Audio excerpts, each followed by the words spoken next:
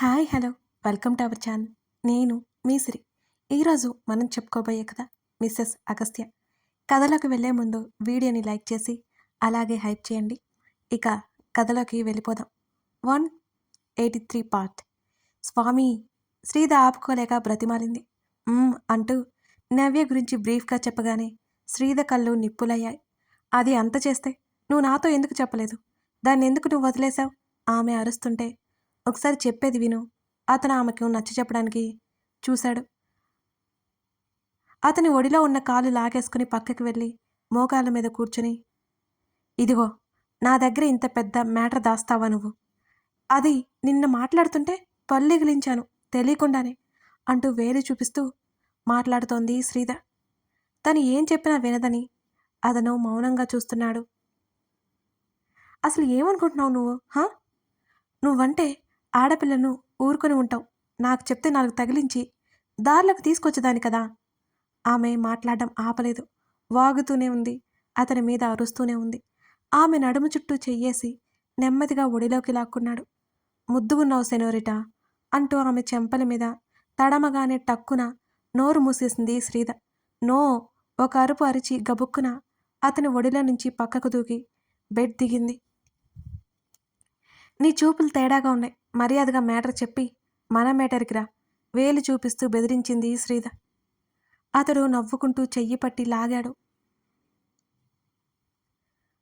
అతనికి ఎదురుగా వచ్చి నిలబడింది. ఆమె నిలబడితే అతను కూర్చున్నంత హైట్ ఉంది. కళ్ళు చిన్నవి చేసి నొసలు ముడివేసుకుని గుర్రుగా అతన్ని చూసింది. నీకు చెప్పే ఉద్దేశం లేదని నాకు అనిపిస్తోంది. నువ్వు చెప్పలేదు అనుకో, నేరుగా ఆ అమ్మాయి దగ్గరికి వెళ్ళి తేల్చుకుంటా. ఏదో పేరు చెప్పావు కదా, దివ్య. కాదు కాదు, నవ్య. నవ్య భరద్వాజ్ గుర్తుకొచ్చింది అంది బెదిరింపుగా. ఆమె నడుము చుట్టూ చేతులు పోనిచ్చి షీ లవ్స్ మీ అనగానే శ్రీధ ముఖం ఎర్రపడింది. ఆల్రెడీ చెప్పావు కదా, ఇంకెన్నిసార్లు చెప్తావు ఆ విషయం? ముందు అక్కడ ఏమి జరిగిందో అది చెప్పు, కోపంగా అన్నది శ్రీధ. ఇప్పటి నుంచి కాదు, కొన్నేళ్ల నుంచి అంటూ నవ్య స్టోరీ చెప్పాడు అతను.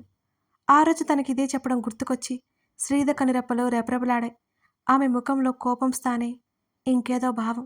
శ్రీధ ఎక్స్ప్రెషన్స్ మారిపోవడం గమనిస్తూనే తన పక్కన కూర్చోబెట్టుకున్నాడు అగస్త్య. ఆ అమ్మాయి మెంటల్లీ వీక్. వాళ్ళ డాడీ బ్రతిమాలతోనే నేను ఏం చేయకుండా వదిలేశాను అని అన్నాడు అగస్త్య. మరి ఇప్పుడు ఏం జరిగింది అని అడిగింది శ్రీధ. అంతకంటే ముందు నీకొక విషయం చెప్పాలి అంటూ మనోహర్ దగ్గరికి శ్రీధని చేర్చడానికి కారణం నవ్య అనే పెద్ద నిజాన్ని చెప్పేశాడు అగస్త్య. శ్రీధ విస్తుబోయి చూసింది. ఆమెకి మతిపోయినట్లు ఉంది. కోపంతోనో బాధతోనే ఆమె కళ్ళల్లో నీళ్లు తిరిగాయి. అంత చేసిన అమ్మాయిని నువ్వు ఎలా వదిలేశావు? కనీసం పోలీసులకైనా చెప్పొచ్చు కదా అని అడిగింది శ్రీధ. వదిలేలేదు, వాచ్ చేస్తూనే ఉన్నాను అని చెప్తూనే ఆ రోజు ఆ అమ్మాయి ఆఫీస్లో తను ఏం చేశాడో చెప్పాడు.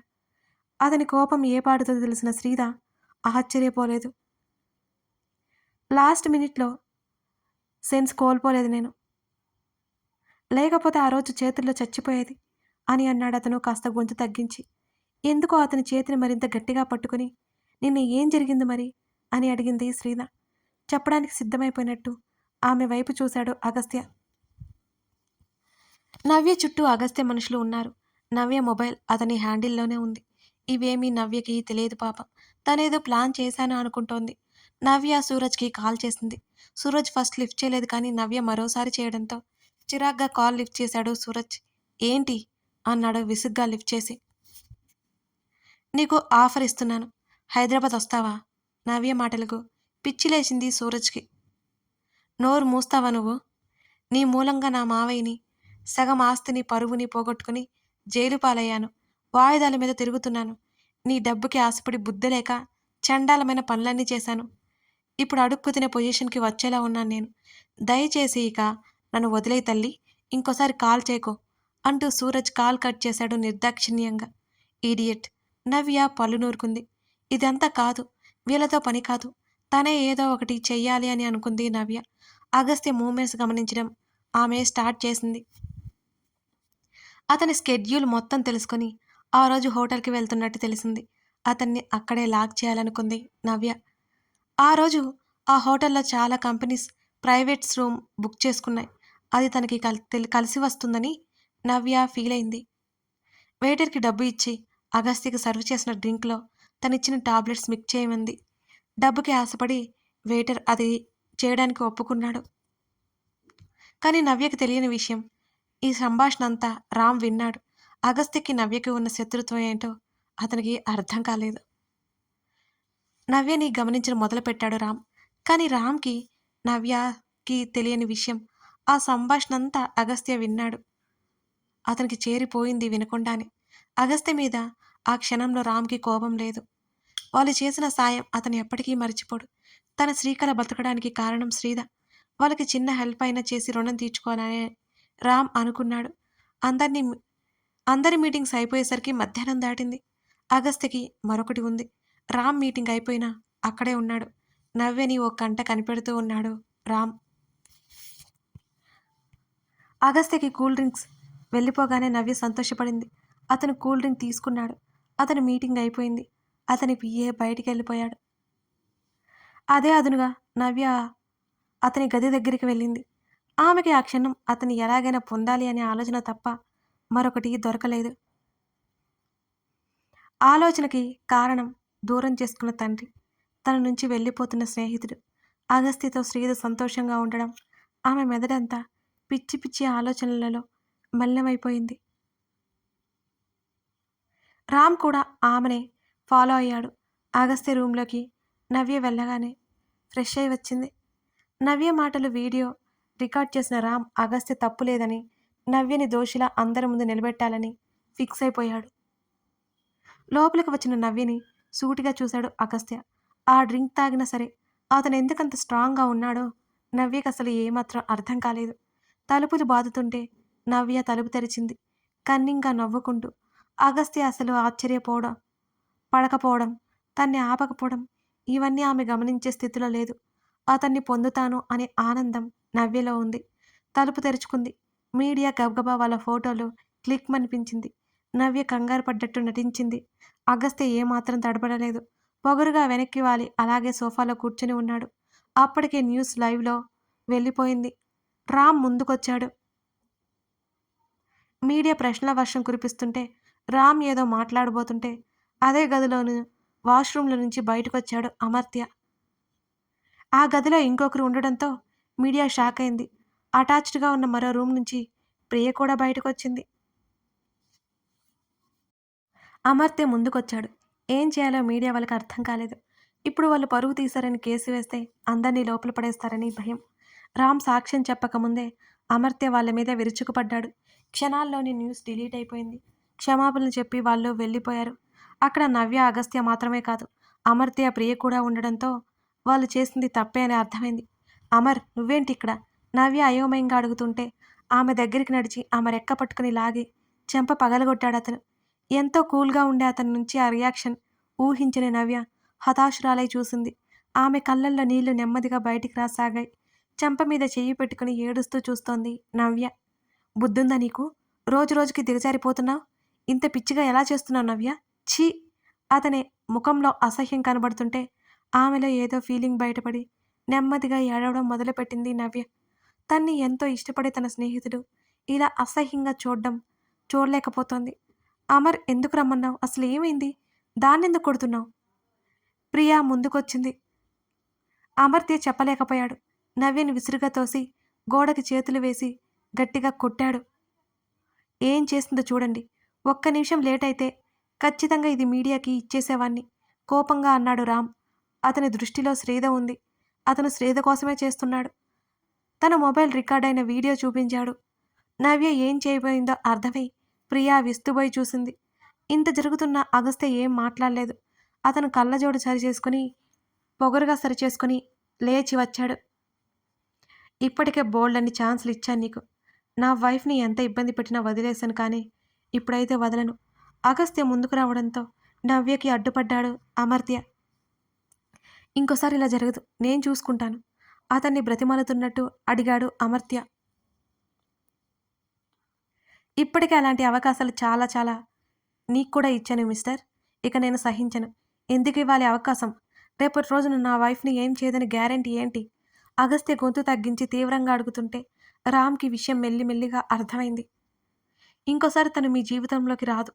వస్తే ఖచ్చితంగా మీరు చంపేయండి పర్లేదు అంటున్న అతని మాటలను మధ్యలోనే ఆపేసి, వస్తే ఏంటి వస్తే? నష్టం జరిగిన తర్వాత ఏం చేసినా ఉపయోగం ఏంటి? అని అడిగాడు అగస్త్య కోపంగా. అప్పటికే శూన్యంలోకి చూస్తూ అక్కడ అందరి చూపులు భరించలేనట్టు గోడకి అతుక్కుపోయింది నవ్య. ఈ సమస్యకు శాశ్వత పరిష్కారం నేను చూశాను. మాట్లాడుతూనే క్షణం ఆలస్యం చేయకుండా తన పాకెట్‌లో నుంచి మంగళసూత్రాన్ని బయటికి తీసి నవ్య మెడలో కట్టేశాడు అమర్త్య. అమర్! అతని చర్యకి ప్రియ అరిచింది. ఆలోపే నవ్య మెడలో తాళి కట్టేశాడు అతను. ఆ హఠాత్ పరిణామానికి అగస్త్య కూడా ఒక క్షణం విస్తుబోయి ఆగిపోయాడు. అతను అమర్త్యని రప్పించడానికి కారణం నవ్య పిచ్చితనాన్ని నిరూపించడం. కానీ అతను అంత సడన్‌గా రియాక్ట్ అవుతాడని అగస్త్య కూడా అనుకోలేదు. తన మెడలో తాళి కడుతున్న అమర్త్యని అలాగే బొమ్మలా చూస్తూ బిగుసుకుపోయింది నవ్య. వణుకుతున్న చేత్తో మంగళసూత్రాన్ని పట్టుకుంది ఆమె. అందరూ కొన్ని క్షణాల పాటు నివ్వెరబోయి చూస్తున్నారు ఆ దృశ్యాన్ని. ఒక్కసారిగా గట్టిగా ఏడుస్తూ కుప్పకూలిపోయింది ఈ నవ్య. ఆమె ఏడుపుకి ప్రియ, అమర్త్య కదిలిపోయారు. కానీ బెట్టుగా మౌనంగా ఉన్నారు. అగస్త్య పట్టనట్టు చలువ కళ్ళద్దాలు కళ్ళకి తగిలించుకుని బయటకొచ్చాడు. నవ్యని బలవంతంగా లేపి బయటికి తీసుకొచ్చి అక్కడి నుంచి వెళ్ళడానికి సిద్ధమైపోతున్నాడు అగస్త్య. అదంతా చూస్తున్న రామ్ నిజంగానే నిశ్చేష్టుడయ్యాడు. ఆ మొత్తం విషయంలో అగస్త్యని నవ్య కోరుకుంటుందని మాత్రం రామ్‌కి అర్థమైంది. అతన్ని పొందడానికి ఇంతకు తెగించిందని కూడా అర్థం చేసుకున్నాడు. భరద్వాజ్ మాట్లాడుతుంటే లోపలే ఉండిపోయి ఒక్కొక్క విషయం వివరిస్తోంది ప్రియ. అప్పుడే శ్రీధ పరుగున అక్కడికి వచ్చి వాళ్ళ ముగ్గురిని చూసింది. అక్కడ తనకిక పని లేదు అన్నట్టు అనిపించడంతో రామ్ అక్కడి నుంచి శ్రీధని దాటుకొని ముందుకు వెళ్ళిపోయాడు. కుర్చీలో కూలబడి ఏడుస్తున్న నవ్యని చూసి వార్నింగ్ ఇచ్చి అక్కడి నుండి శ్రీధతో పాటు బయటపడ్డాడు అగస్త్య. అతను చెప్పిన మాటలన్నీ విన్న శ్రీధకి మతిపోయినట్టు అనిపించింది. నవ్య మీద ఎంత కోపం, అసహ్యం కలిగాయో జాలి కూడా కలిగింది శ్రీధలో. ఆమె నిశ్శబ్దంగా ఉంది. సెనోరిటా! ఆమె భుజం మీద చేయి వేసి నెమ్మదిగా పిలిచాడు అగస్త్య. ఎంత ఘోరం జరగబోయేదో తలుచుకుంటేనే నెమ్మదిగా అతని మీదకి దూకి హత్తుకుంది శ్రీధ. ఆమెకి ఎలా రియాక్ట్ అవ్వాలో కూడా అర్థం కానంత సందిగ్ధంలో ఉండిపోయింది. ఇంకేం కాదు, టెన్షన్ పడకు. ఆమె తల వెనక చెయ్యేసి నెమ్మదిగా నిమురుతూ అన్నాడు. తాళి కట్టినంత మాత్రాన ఆ అమ్మాయి అదుపులో ఉంటుందా? తను మెంటల్లీ సిక్. అలాంటి అమ్మాయికి తాళి కడితే రెచ్చగొట్టినట్టే అవుతోంది కదా! బేలగా అతని వైపు చూసింది శ్రీధ. లేదు, అతను ఆమెను ఇష్టపడుతున్నాడు. ఖచ్చితంగా సెట్ చేస్తాడన్న నమ్మకం నాకుంది. నవ్య గురించి నన్ను ఎన్నోసార్లు మీట్ అయ్యాడు. ఇన్ని రోజులు నవ్య గురించి పట్టించుకోకపోవడానికి కారణం కూడా అతనే.